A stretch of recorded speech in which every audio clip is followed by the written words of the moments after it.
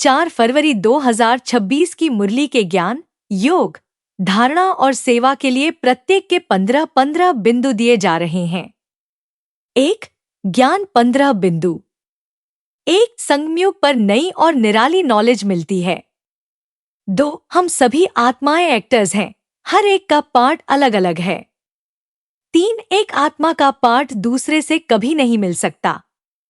4. आत्मा अविनाशी है और उसी में पूरा पार्ट नूंदा हुआ है। 5. यह बेहद का ड्रामा है, नंबरवार श्रेष्ठता स्वाभाविक है। 6. ऊंच से ऊंच एक्टर स्वयं परमपिता परमात्मा है। 7. सृष्टि चक्र 5000 वर्ष का है और वही रिपीट होता है। 8. सतयुग में आत्माभिमानी अवस्था नेचुरल होती है। 9. कलयुग में न आत्माभिमान है न बाप की पहचान। 10. ब्राह्मण आत्माओं को ही यह गूढ़ ज्ञान मिलता है। 11. देवी देवता धर्म की स्थापना संगम पर ही होती है। 12. रचिता और रचना के आदि मध्यंत का ज्ञान बाप ही देते हैं। 13. भक्ति मार्ग में महिमा है, ज्ञान मार्ग में पहचान है। 14. राजयोग संगम पर सीखकर ही सतयुग का राज्य मिलता है। 15. यह ज्ञान यज्ञ नई दुनिया की स्थापना के लिए रचा गया है। 2. योग 15 बिंदु। 1. माया पर जीत का मुख्य साधन याद की युक्ति है।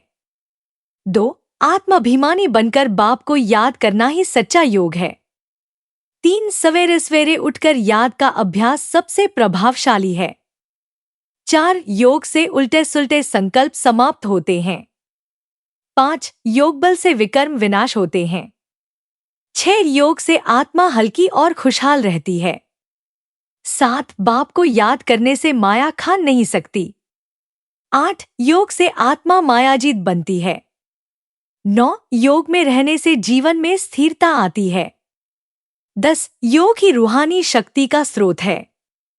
11. निरंतर योग से कर्मातीत अवस्था की ओर बढ़ते हैं। 12. योग अभ्यास में नियमितता बहुत आवश्यक है। 13. योग से आत्मा निर्भय बनती है।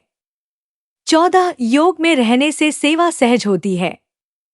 15. योगयुक्त आत्मा सदा प्रसन्न रहती है। 3. धारणा 15 बिंदु। 1. आत्माभिमानी बनकर हीरो पार्ट बजाना। 2. किसी के पार्ट से रीस न करना। 3. अपने पार्ट को स्वीकार कर श्रेष्ठ बनाना। 4. सवेरे उठकर स्वयं से आत्मिक संवाद करना। 5. मैं शरीर नहीं, आत्मा हूं, इस स्मृति को पक्का करना। 6. बाप के गुणों को अपने संस्कार बनाना। 7. पुराने और व्यर्थ संस्कारों को छोड़ना। 8. देहाभिमान से निकलकर आत्मिक स्थिति में रहना। 9. नियमित आत्माभ्यास की धारणा।